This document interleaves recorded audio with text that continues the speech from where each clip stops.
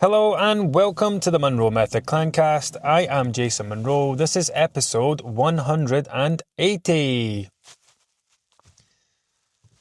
So, today let's talk about living your best life or not. Also, I'm driving in the car, by the way. I've got this clipped to my seatbelt. I've never thought of doing this before. I hope it sounds all right.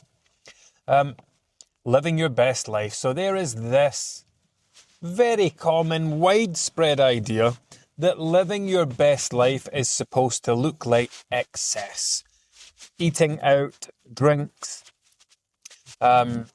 pictures on your Instagram stories of the meal out, boomerangs of all the cocktails going in together. Like, this is what we think living our best life is. I see it all the time on Instagram, people who message me struggling with their weight.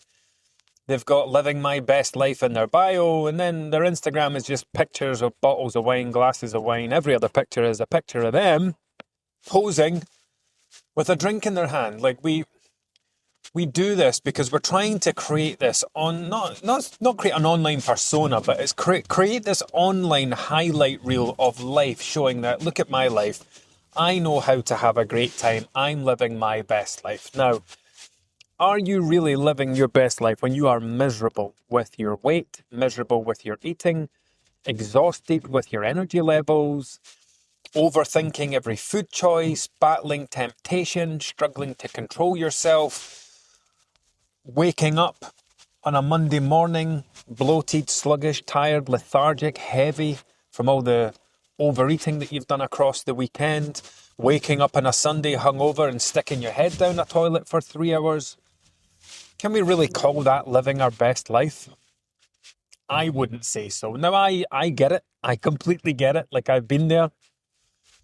You know, from my 20s all the way through to the age of 31, that's what I thought living was.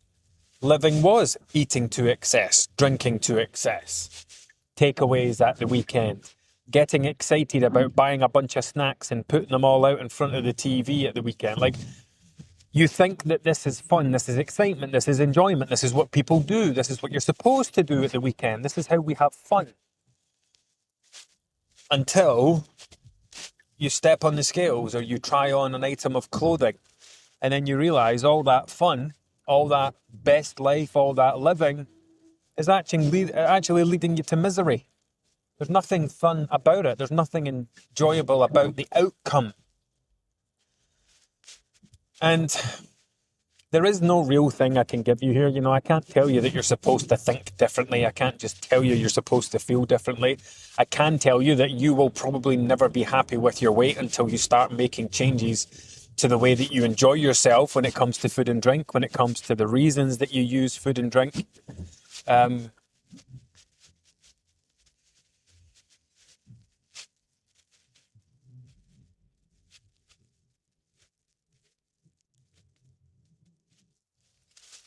But what I can give you is some advice around how to make better decisions. Now, I want you to remember what I'm about to say next. We are not trying to force ourselves to make different decisions. We're not trying to force ourselves to not make the decision, to not follow through on it, to not eat the takeaway, to not drink the drink, to not do whatever the thing is. We need to improve our decision-making ability, not to stop us, but to help us make better decisions. If 10 times out of 10 you eat the thing or you drink the thing or you do the thing, making better decisions might lead you to do that 3 out of 10 times, 4 out of 10 times. So you're not following through on whatever it is every time. And the way that we make better decisions is that we don't stop our thinking process at the choice. We don't stop our thinking process at the fun part. So we don't just think about the drink on the Saturday night. We don't just think about having that takeaway. We don't think about or just think about the meal out and the courses and the dessert and the drinks that go with it. We carry the decision-making process all the way through to the end. Alcohol is one of the easiest ones to pick on, always is, where you don't say, I'm going to have a drink on Saturday night. You say, I'm going to have a hangover on Sunday. And you start there and you work your way backwards. This is the problem, right? We start at the fun part, the exciting part, the enjoyable part, and that's it. Let's go out on Saturday, it'll be great. Yeah, let's do it. That's it. We don't say, I'm going to have a hangover on Sunday. Then we come back and say, do I really want to do that thing on Saturday night? Then we make the decision. And again, like I said, we're not trying to stop ourselves. It's not about, right, every time I think about a hangover, I'm just not going to drink. We're not trying to get to that point. Some people might, few people, but that's not what we're trying to do. We are trying to bring the end of the process into the decision making and decide, is this something we absolutely want to do, something we really have to do, need to do, or this time, is it not a big deal? Because this is the thing, we get stuck in these default loops. We get stuck in these default loops where it just goes the same way every time. You know, it gets to 3 o'clock in the afternoon on a Friday, you're clock watching till 5 or 6 when you finish work. You're already starting to think about stopping at the shop on the way home, grabbing a bottle of wine, grabbing 4 beers. You're already thinking about the takeaway that you're going to order. You've texted your partner to try and get them excited, to get them on board, because that'll feed into you, and you try to get each other hyped up and you end up feeding off each other and start making these unhelpful decisions together, because then at least you feel like you've got a bit of camaraderie around it. And you don't give it a second thought, you know, and then you get to Monday and it's like, right, well, I'm not going to do the same thing again. And then it gets to Friday and you're doing the same thing again. So all we're trying to do is bring instead of getting to the Friday and getting hyped up about the beer and the wine and the takeaway, put your head into Monday. Don't wait till Monday to put your head there.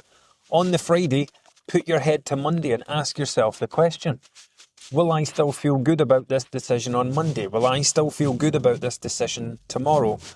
Is this 100% absolutely the thing I need to do right now? You know, I could sit here and talk to you about, you know, bringing your goals into it. You know, think about the future, bring the future into the present. Think about the weight that you want to be. Think about the health goals that you have. All of that shit. And yeah, that might help a little bit.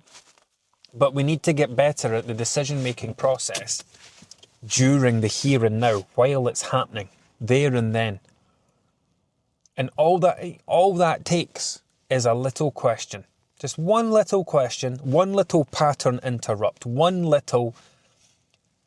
Do you know, I've said this a lot to clients recently, like, we are not trying to force ourselves to stop doing anything. We are just trying to insert a pause between the behaviour and following through on the behaviour, a pause between the action and the decision.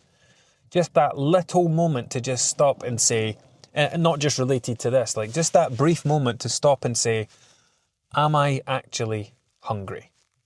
Or is it something else? Do I really need something to eat just now? Or do I need something else? Is food the right response? Or should I go for a walk? Should I go for a shower?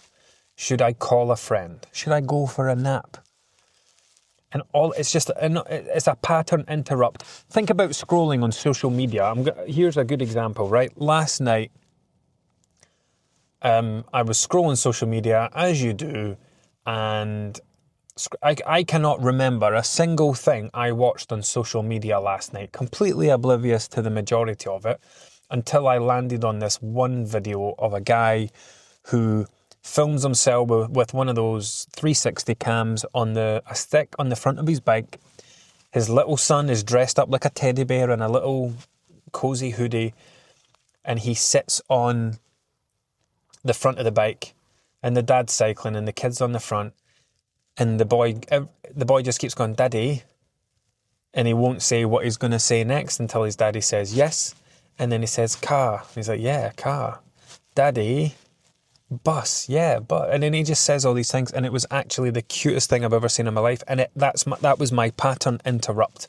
That was the thing that stopped my scroll and actually got my attention and made me realise I was scrolling and like, yeah, that's enough social media for today. So all we're trying to do is create a bit of a pattern interrupt. That's it. By asking yourself a question so you can make better decisions.